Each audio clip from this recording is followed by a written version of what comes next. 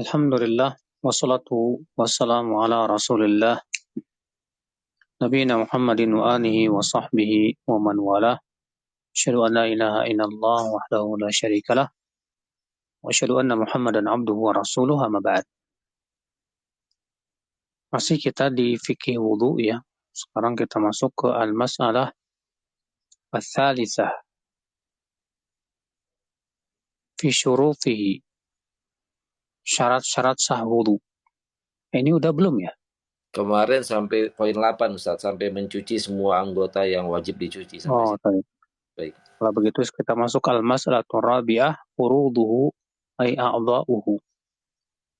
Itu kewajiban-kewajiban ya wudu, artinya anggota yang wajib dicuci dalam wudu. Kata beliau wahya sittah, ada 6. Yang pertama ghuslul wajhi bikamilihi, mencuci wajah ya, secara keseluruhan. Liqauli ta'ala, sebagaimana firman Allah, idza qumtum ila sholati faghsilu wujuhakum. Apabila kalian berdiri untuk sholat, hendak sholat, maka cucilah wajah-wajah kalian. Wa minhul madmadatu wal istinsyaq. Masuk di dalam mencuci wajah yaitu berkumur-kumur dan istinsyaq. Li'anna al-fam wal anf min al-wajh. Karena mulut dan hidung termasuk wajah. Dan di sini beliau mengisyaratkan ya akan adanya ikhtilaf para ulama apakah berkumur-kumur dan istinsyaq itu hukumnya wajib atau hukumnya sunnah. Ini terjadi ikhtilaf para ulama. Sebagian ulama mengatakan bahwa berkumur-kumur dan istinsyaq hukumnya sunnah. Sebagian ulama mengatakan wajib, ini pendapat Imam Ahmad, dan ini pendapat yang paling kuat. Kenapa? Karena hidung dan mulut termasuk wajah. Sementara Allah mengatakan, cucilah wajah kalian. Dan juga dikarenakan Nabi SAW tidak pernah sekalipun berwudu tanpa berkumur-kumur dan istinsyaq. Dan bahkan Nabi SAW memerintahkannya. Rasulullah bersabda, idza tawadda'ta famadmid. Apabila kamu berwudu, maka berkumur-kumurlah. Ya. Maka itu menunjukkan bahwa hukumnya wajib. Yang kedua, ghuslul yadain ilal mirfaqain. Yaitu mencuci dua tangan sampai siku-siku. Ya. Sebagian ulama mengatakan siku-siku tidak dicuci. Namanya pendapat yang lemah. Ya, karena siku-siku termasuk tangan. Dan kata-kata ila dan dalam firman Allah wa aydiyakum ilal marafiq, dan cucilah tangan kalian sampai siku-siku. Ya, kata ila itu apabila yang dituju adalah bagian daripada sebelumnya, maka itu masuk. Sementara siku-siku masuk bagian tangan. Maka dari itu, ya, kita mencuci sampai siku-siku. Yang ketiga, mashur ra'si kullihi ma'al udhunain. Mengusap kepala secara keseluruhan, bukan sebagian-sebagian, ya. Disertai dengan mengusap dua telinga. Dalilnya yaitu firman Allah, wamsahu biru'usikum, dan usaplah kepala kalian. Dan juga sabda Nabi SAW, al-udhunani minar ras. Dua telinga itu termasuk kepala. Memang terjadi ikhtilaf para ulama tentang mengusap kepala, mengusap telinga. Apakah wajib atau sunnah? Sebagian mengatakan wajib berdasarkan hadis tadi, itu bahwa dua telinga itu termasuk kepala. Karena itu termasuk kepala, berarti harus dan wajib untuk diusap. Ya. Sementara sebagian mengatakan tidak. Karena alasannya Allah hanya menyuruh untuk mengusap kepala saja. Dan mereka mendhaifkan hadis tersebut. Ya, Kata mereka hadisnya tidak sahih. Namun yang rajih wallahu alam hadis ini hasan atau sahih. Ya. Fala yujzi'u mashu ba'dhi ra'si duna ba'dhi. Maka tidak mencukupi mengusap sebagian kepala tanpa yang lainnya. Artinya mengusap kepala harus keseluruhan. Ini pendapat yang paling rajih. Sementara sebagian ulama berpendapat bahwa mengusap sebagian kepala itu sudah mencukupi. Ini pendapat Imam Syafi'i, demikian pula Abu Hanifah. Namun yang rajih adalah bahwa mengusap kepala itu hendaknya secara keseluruhan. Kenapa? Karena itu praktek langsung dari Nabi Shallallahu Alaihi Wasallam dalam hadis Abdullah bin Zaid yang dikeluarkan Bukhari dan Muslim. Bahwa Rasulullah SAW mengusap kepala bada'a bi muqaddami ra'sihi thumma dhahaba bihima ila qafah ya thumma raddahuma ila al-makan alladhi bada'a min. Rasulullah memulai mengusap dari depan kepala, lalu beliau menyeretnya sampai ke tengkuknya, kemudian beliau mengembalikan lagi ke depan kepala. Ini praktek ya dari perintah Allah Subhanahu wa taala untuk mengusap kepala. Dan kaidah usul fikih mengatakan bahwa praktek Nabi terhadap perintah Allah yang wajib, maka perbuatan Nabi tersebut adalah sifatnya wajib. Kemudian yang keempat, ghuslu rijlaini ilal ka'bain. Mencuci dua kaki sampai mata kaki, sampai mata kaki. Berdasarkan firman Allah, wa arjulakum ilal ka'bain, dan cucilah dua kaki kalian ya sampai mata kaki. Disebutkan dalam hadis Nabi Shallallahu Alaihi Wasallam yang dikeluarkan oleh Bukhari dan Muslim, bahwa Rasulullah SAW pernah terlambat datang dalam safar sementara para sahabat sedang berwudu, dan ternyata para sahabat tidak mencuci kaki mereka, sebatas mengusapnya saja. Ya. Maka melihat itu Rasulullah SAW langsung bersuara dengan keras sambil berkata, asbighul wudu wailun lil aqabi minan nar. Ya, sempurnakan wudu kalian. Celaka tumit-tumit dari api neraka yang tidak terkena air wudu itu. Itu adalah merupakan keyakinan Ahlussunnah wal Jamaah. Ya, wajibnya mencuci kaki yang tidak memakai khuf. Ya. Adapun kalau kita memakai khuf, di mana kita mencucinya atau memakainya di atas kesucian, maka pada waktu itu boleh kita mengusapnya. Kemudian yang kelima, itu at-tartib, tertib. Ya. Tidak boleh ngacak. Kenapa? Lianna Allah Ta'ala dzakarahu murattaban. Karena Allah menyebutnya secara tertib. Wa tawadda'a Rasulullah SAW murattaban ala hasbi ma dzakara Allah subhanahu. Demikian pula Rasulullah SAW berwudunya juga tertib sesuai dengan yang Allah sebutkan. Itu wajah dulu, lalu dua tangan, lalu kepala, lalu dua kaki. Kama warada dzalika fi sifati wudu'i sallallahu alaihi wasallam min hadithi Abdullah bin Zaid wa ghairihi. Sebagaimana disebutkan dalam sifat wudu Nabi sallallahu alaihi wasallam dalam hadis Abdullah bin Zaid dan yang lainnya. Kemudian yang keenam, al-muwalah. Apa itu al-muwalah? Bi an yakuna ghuslul 'udwi aqibal ladzi qablahu mubasharatan biduni ta'khir. Itu mencuci anggota setelah anggota sebelumnya secara langsung tanpa ada jeda. Jadi kita mencuci wajah, setelah mencuci wajah langsung mencuci tangan, ya, tanpa ada jeda. Ya, memang ikhtilaf para ulama dalam hal ini. Apakah muwalah itu hukumnya wajib atau sunnah? Namun yang rajih wallahu alam, yang sahih bahwa muwalah itu hukumnya wajib.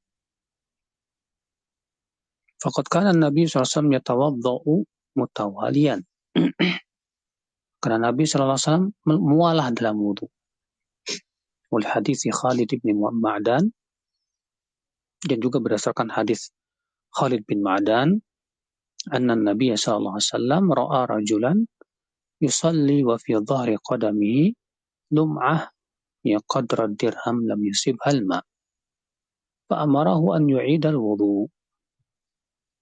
Wa Nabi sallallahu alaihi wasallam melihat seorang laki-laki yang sedang sholat, sementara di kakinya itu ada sebesar dirham yang tidak terkena air.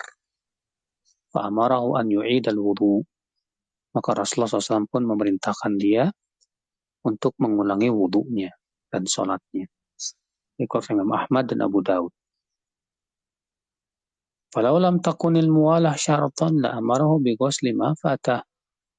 Kalaulah muwalah itu bukan syarat sah wudu, tentu Nabi hanya menyuruh untuk mencuci sebesar dirham yang tidak terkena air itu saja. Walam ya'muru bi'adatil wudu kulli. Tentu Nabi tidak akan menyuruh untuk mengulangi wudu secara keseluruhan. Ya. Nah ini adalah merupakan kewajiban di dalam wudu. Demikian, dan insyaallah kita lanjutkan pada pertemuan yang akan datang dengan sunnah-sunnah wudu. Nah. Baik Ustaz, Allah yubarik fik, jazakumullah khairan Ustaz atas ilmu yang telah antum sampaikan. Dan teman-teman sekalian, kita masuk ke sesi soal jawab. Teman-teman bisa bersoal jawab langsung dengan guru kita terkait dengan tema dan ataupun seputar syariat. Ya, bagi Anda coba untuk menaikkan beberapa penanya ya. Mohon kesabarannya teman-teman. Dan mohon nanti bertanya dengan tertib ya. Satu pertanyaan singkat dan padat. Dan bagi akhwat untuk tidak melembutkan suaranya. Ya, tafadhol kepada Pak Saleh. Alhamdulillah, syukron Bang Zul dan syukron Ustadz. Assalamualaikum warahmatullahi wabarakatuh Ustadz. Semoga Ustadz, kita semua dan kaum muslimin diberikan Allah Subhanahu wa taala kebaikan dan keselamatan di dunia dan di akhirat. Ustadz, berkaitan dengan wudhu ini, Ana ingin bertanya tentang tayamum sebagai pengganti wudhu. Apakah tayamum itu diawali atau zikir-zikir wudhu itu digunakan? Misalnya Bismillah, kemudian diakhirkan dengan doa setelah wudhu gitu. Dan bagaimana sebenarnya tata cara tayamum yang roji, Ustadz? Syukron, jazakumullah khairan, barakallahu fikum. Sebetulnya ini ada babnya, Pak. Setelah wudhu nanti akan dibahas tayamum. Jadi nanti aja ya, Pak ya. Sabar dulu ya. Ya, baik Ustadz. Ya, syukron. Assalamualaikum warahmatullahi wabarakatuh. Assalamualaikum warahmatullahi wabarakatuh. Ya, selanjutnya Ukhti Wesa, tafadhol. Bismillah, Assalamualaikum warahmatullahi wabarakatuh. Semoga Allah menjaga Ustadz, keluarga Ustadz, dan seluruh umat muslim. Afwan Ustadz, apakah Anda boleh bertanya di luar tema? Silakan. Iya Ustadz, Afwan. Ya silakan Bu. Oh iya, begini Ustadz, berkaitan dengan gangguan jin. Jadi salah satu keluarga anak ini memiliki usaha. Kemudian di tempat usahanya ini timbul gangguan-gangguan jin yang sudah sangat meresahkan gitu.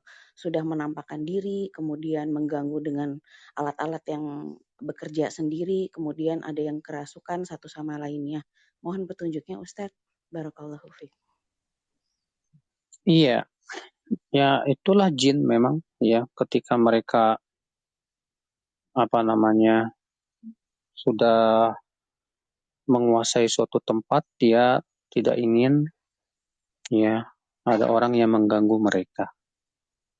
Maka ketika ada orang mengganggu mereka, mereka berusaha untuk mengganggu dan mengusir.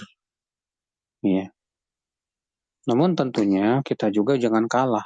Ya, kita berusaha untuk melawan dengan cara membacakan surat Al-Baqarah, ya, membacakan Al-Quran ke air lalu disemburkan ke pojok-pojoknya sebagai yang disebutkan oleh Syekh Wahid Abdul Salam, ya. Nah itu dengan cara-cara seperti itu diruqyah dengan ruqyah yang syariah, insyaallah biiznillah jin-jin itu akan pergi. Allahu a'lam.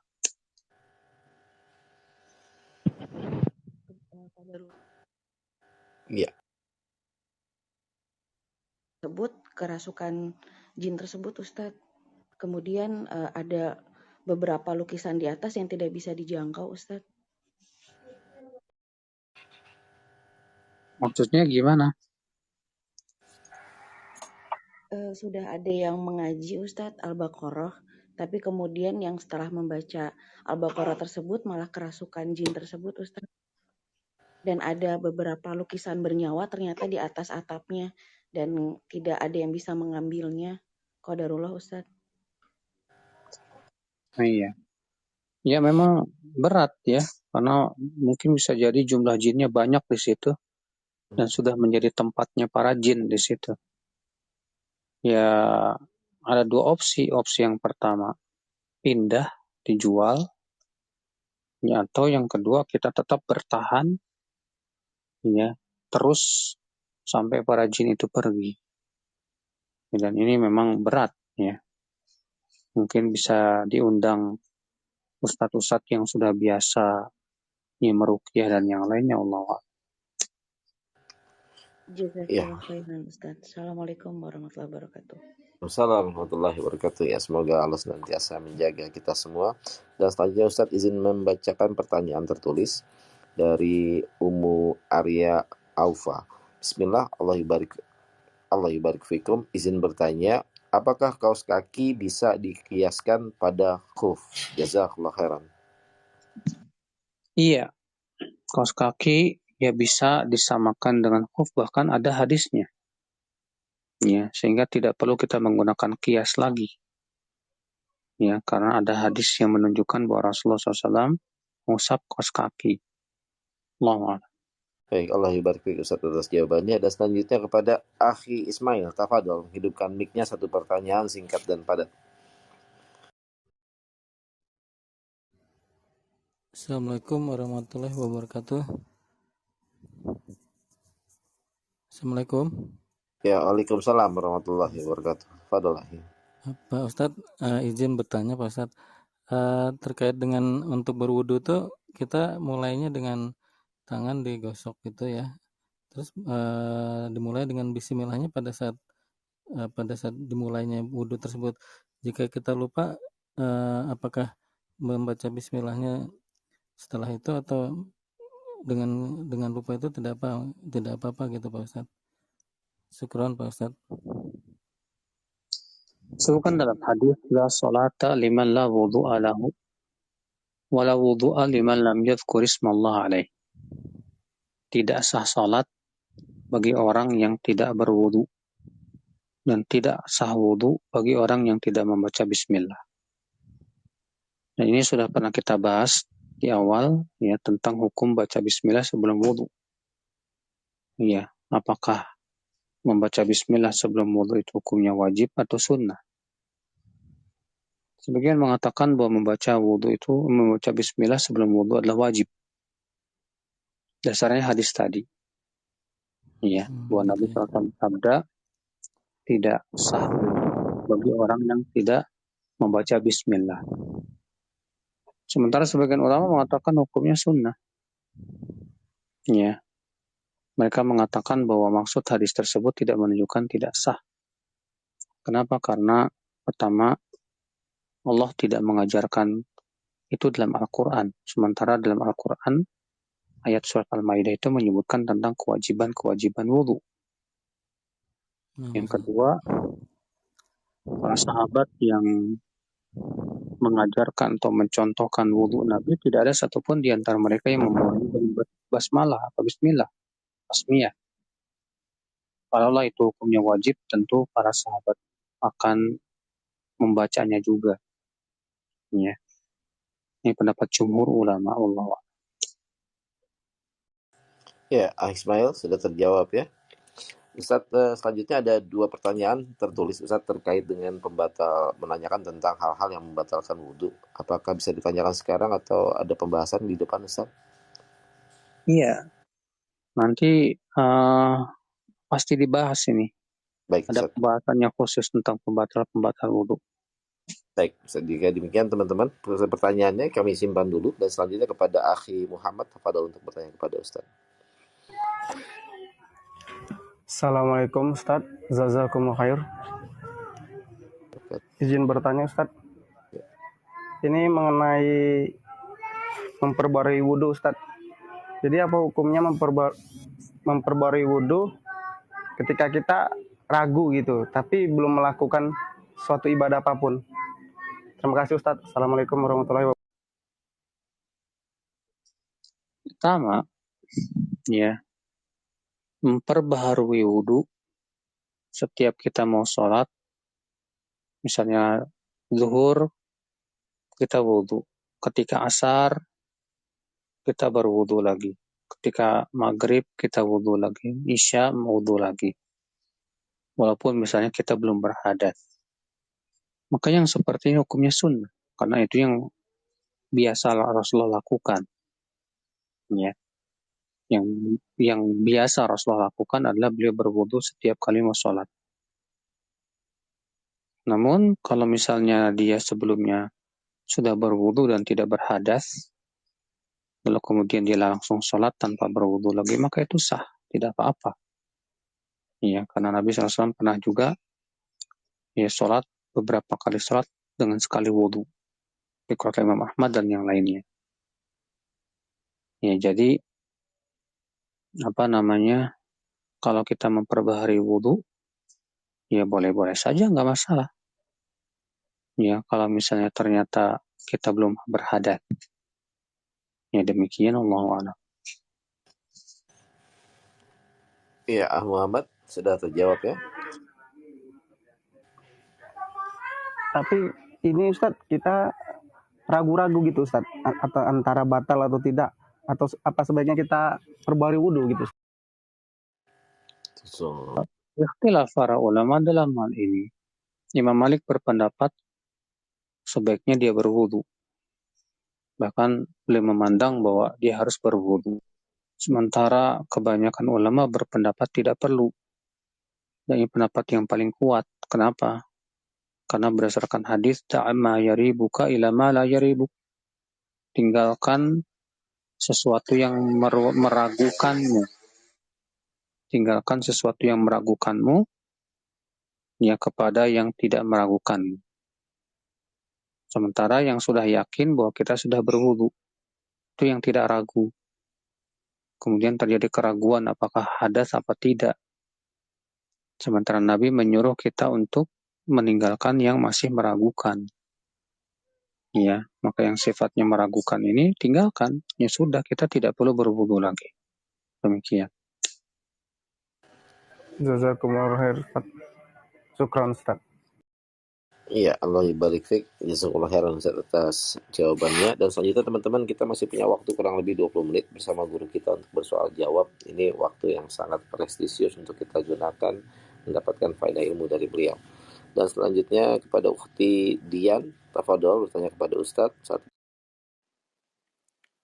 Bismillahirrahmanirrahim. Ahwan Ustadz izin bertanya, jika kita sudah berwudu, lalu kita cuci muka menggunakan sabun atau enggak kita sikat gigi, apakah itu membatalkan wudu? Apakah wudunya harus diulang atau enggak ya Ustadz? Syukron, jazakallah. Nggak jelas ya. Ukhti suaranya kepelanan, bisa dibesarin? Halo? Ya. Ya. Ustadz Ahwan, ana izin bertanya, jika kita sudah berwudu, dalam keadaan berwudu, apakah kita boleh cuci muka menggunakan sabun atau sikat gigi dengan pasta gigi setelah kita berwudu? Karena dikarenakan lupa gitu Ustadz sebelumnya. Setelah berwudu, iya, lalu sikat gigi atau cuci muka menggunakan sabun cuci muka gitu. Apakah wudunya harus diulang atau tidak begitu? Iya. Setelah wudu kemudian kita cuci muka pakai sabun. Iya, betul. Atau sikat gigi dan yang lainnya. Iya, karena lupa sebelum, kan biasanya kalau wudu itu harusnya sebelum wudu itu sikat gigi gitu ya Ustadz. Tapi ana qadarullah lupa gitu. Jadi sikat gigi dan cuci mukanya setelah wudu baru ana ingat gitu. Apakah sekarang saya mau tanya sama Ibu. Ya. Cuci muka pakai sabun tuh membatalkan wudu nggak, Bu? Belum tahu Ustadz. Enggak. Kalau sebelum wudu kayaknya. Itu nggak membatalkan wudhu. Sikat gigi juga nggak buat membatalkan wudhu. Berarti kalau memang sudah selesai wudhu, lalu kita cuci muka pakai sabun, sikat gigi, ya nggak masalah. Kenapa? Karena itu bukan pembatal wudhu. Ya, baik Ustaz. Naam. Jazakallahu Paham, Bu? Ya, paham. Jazakallahu khair, Ustaz. Iya, jazakallah khairan. Selanjutnya izin membacakan pertanyaan tertulis di luar tema.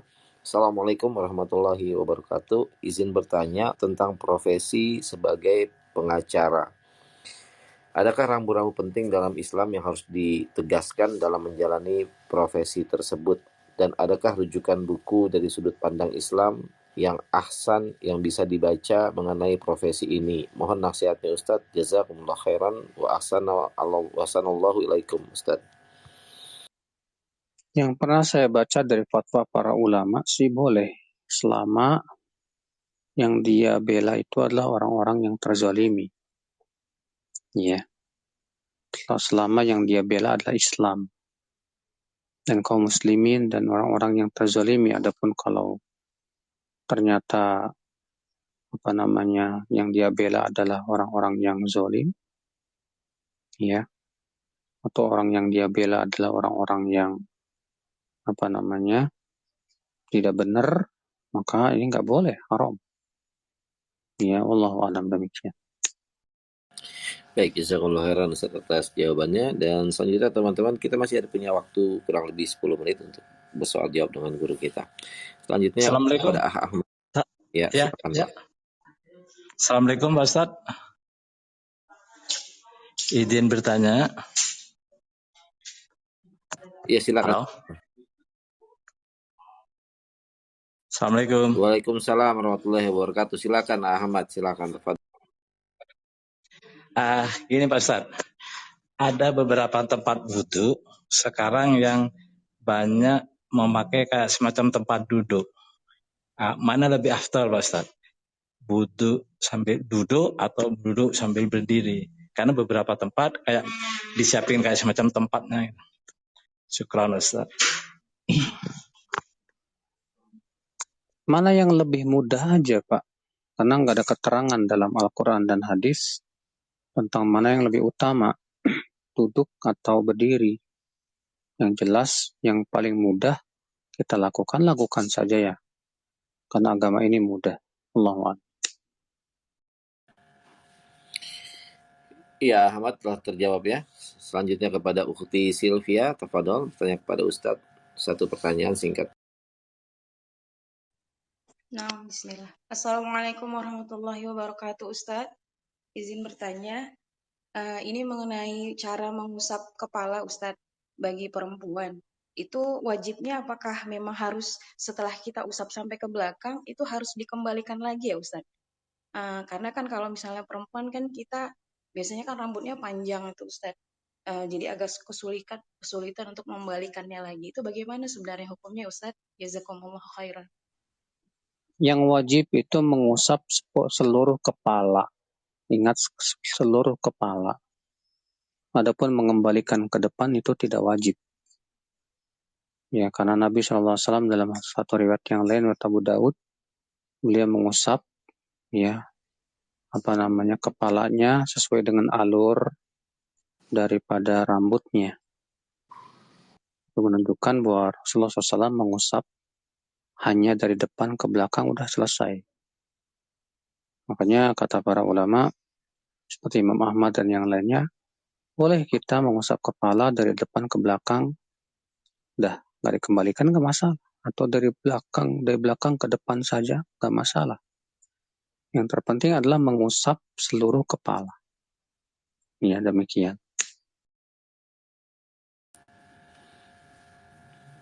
Iya, Uti Sylvia, sudah terjawab ya pertanyaannya. Selanjutnya izin membacakan pertanyaan tertulis Ustaz.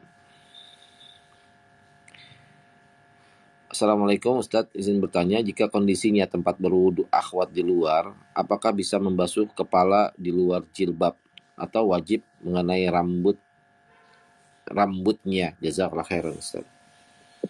Kalau kerudungnya itu ya mudah untuk ditarik ke depan seperti yang dilakukan oleh banyak akhwat zaman sekarang, kerudungnya itu mudah. Jadi mana tinggal dia tarik ke depan, kemudian dia masukkan tangannya dari dalam, lalu dia usap kepalanya dari dalam. Adapun kalau kerudungnya itu sulit, ya karena harus dikasih peniti dan yang lainnya sehingga menyulitkan dia, maka kaidah mengatakan al-masyaqqah tajlibut taisir, sesuatu yang sulit mendatangkan kemudahan. Maka boleh dia mengusap kerudungnya di luar, dikiaskan kepada sorban yang Rasulullah SAW pernah berwudu dalam keadaan memakai sorban, lalu beliau mengusap sorbannya. Ya demikian. Allah barik fiik Ustaz, jazakallahu khairan ilmunya Ustaz. Dan selanjutnya kepada Akh Arizal, tafadhol bertanya kepada Ustaz, satu pertanyaan singkat. Assalamualaikum warahmatullahi wabarakatuh. Assalamualaikum Ustaz. Ingin bertanya, ketika kita berkumur-kumur itu apakah kondisi mulutnya harus sampai bersih? Semisal kita habis makan gitu harus ada sisa makanan yang terselip di gigi. Nah itu apakah harus sampai bersih? Dan kalau misal dengan berkumur saja itu nggak bersih, apakah harus juga disikat pakai sikat gigi gitu Ustaz sampai bersih? Syukran Ustaz. Jazakallahu khair. Rasulullah SAW bersabda, "Laula an asyuqqa ala ummati la amartuhum bis-siwaki inda kulli wudu." Ya, kalaulah bukan karena aku khawatir memberatkan umatku, aku akan perintahkan mereka untuk bersiwak setiap kali berwudu. Iya, hadis ini diriwayatkan Imam Ahmad, Imam Abu Daud dan yang lainnya.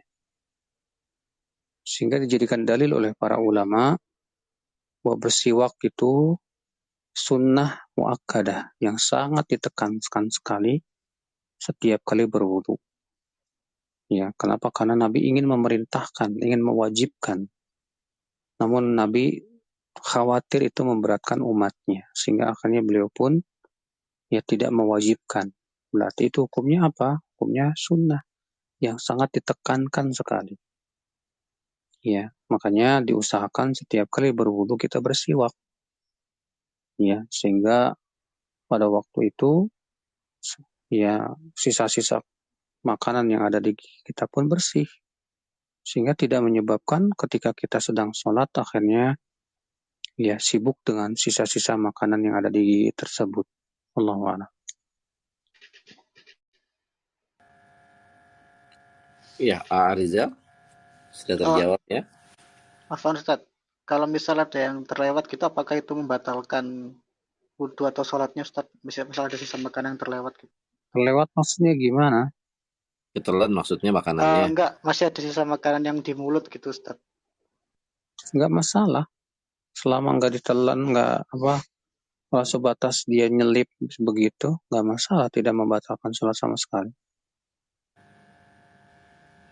Nah, Ustaz, jazakallahu khair Ustaz.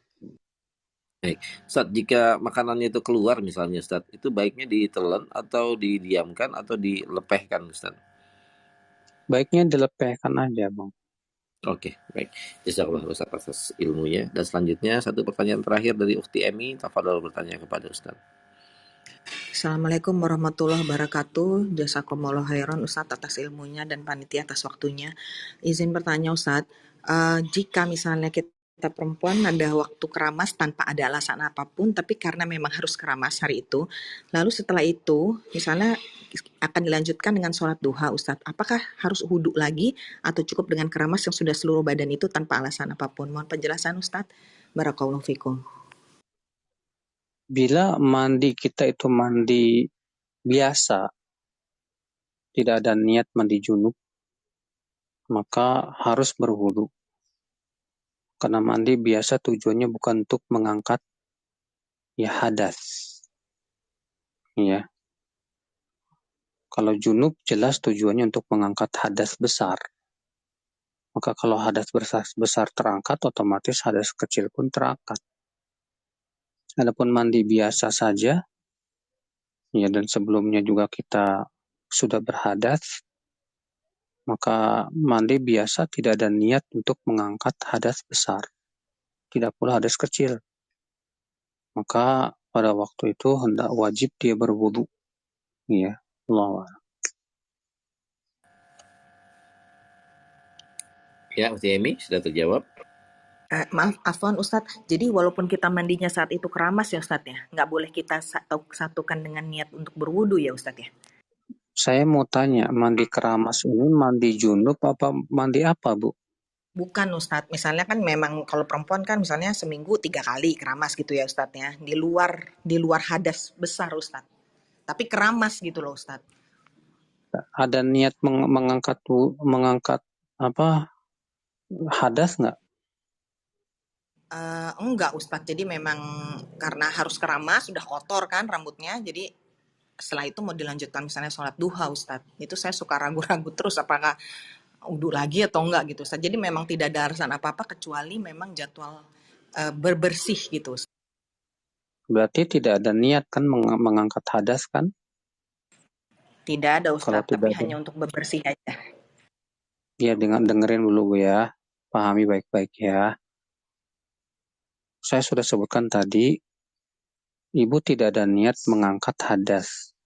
Ibu mengatakan tidak ada. Oke, berarti kalau tidak ada niat mengangkat hadas, artinya apa? Artinya hadasnya masih ada.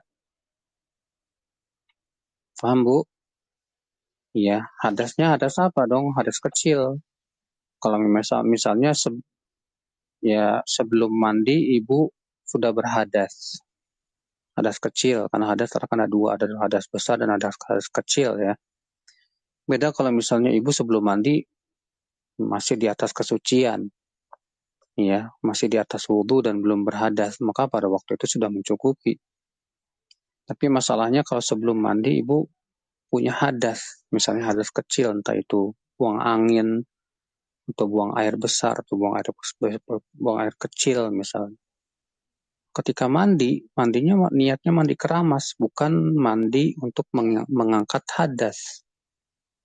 Ya berarti niatnya tidak ada. Berarti pada waktu itu apa? Hadasnya masih ada. Berarti kalau misalnya dia langsung sholat tidak sah. Karena dia masih berhadas. Apa yang harus dia lakukan? Maka dia harus berwudu. Karena wudu memang tujuannya untuk mengangkat hadas kecil tersebut. Wallahu a'lam. Jadi ya dalam berwudu ada syarat-syaratnya, ya ada rukun-rukunnya, kewajiban-kewajiban, sunnah-sunnahnya.